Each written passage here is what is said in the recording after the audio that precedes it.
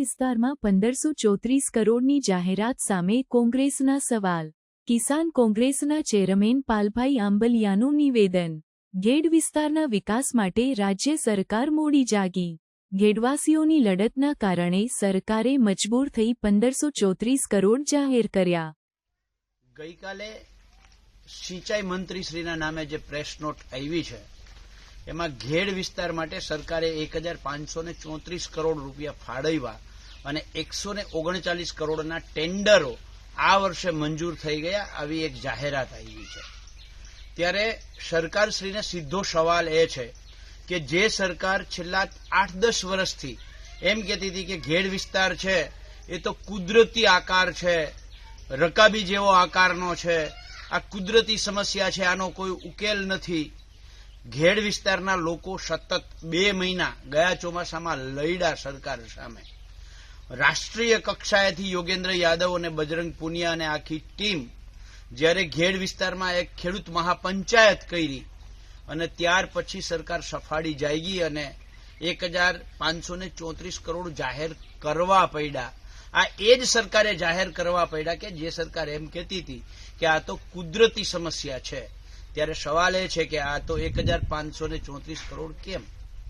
અમારી માંગ હતી ત્યાં 10,000 કરોડથી ઓછા 1 રૂપિયો ન હોવો જોઈએ, પણ સરકારે અત્યારે પ્રથમ તબક્કામાં 1534 કરોડ ફાળવ્યા, એને અમે આવકારીએ છીએ.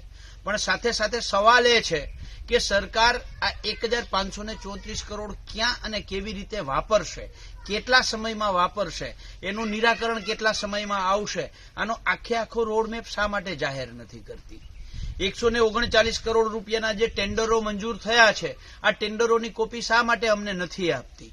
આ દરેક બાબતમાં અમારી પહેલેથી માંગ છે કે ઘેડ વિકાસ સમિતિ સાથે સરકારે સંકલન કરી, એની સાથે ચર્ચા કરી અને આગળ વધવું જોઈએ. તો એક પણ જગ્યાએ ઘેડ વિકાસ સમિતિને સાથે સામેલ કરવામાં શા માટે નથી આવતી? અમારો પહેલેથી એક પ્રશ્ન છે કે જેતપુરનો ડાઇંગ ઉદ્યોગ જે કેમિકલ કચરો ઘેડની નદીઓમાં એ ભાદર હોય, ઓજત હોય, ઉબેણ હોય એની અંદર ઠાલવે છે, આ કેમિકલ કચરાનો ક પણ સરકાર શા માટે એક બોલતી નથી? એવી જ રીતે ખૂબ મહત્વનો પ્રશ્ન છે કે જ્યાં નદીઓ છે એ દરિયાને મળે છે ત્યાં સરકારે બુદ્ધિનું દેવાળું ફૂંકતી હોય એ રીતે ત્યાં દિવાલો ઊભી કરી છે. ખરેખર ત્યાં વન વે ગેટ મૂકવો જોઈએ કે ચોમાસાનું નદીનું પાણી દરિયામાં જાય ત્યારે એ ગેટ ખુલી જાય અને જ્યારે એ પાણી બંધ થાય એટલે ઓટોમેટિકલી ગેટ બંધ થાય અને દરિયાનું પાણી જમીન પર આવતું અટકે. એની જગ્યાએ સરકારે ત્યાં દિવાલો ઊભી કરી અને પાણીને રોક્યું છે. તો આ દિવાલો ક્યારે તૂટશે અને એની જગ્યાએ ક્યારે વન વે ગેટ બનશે?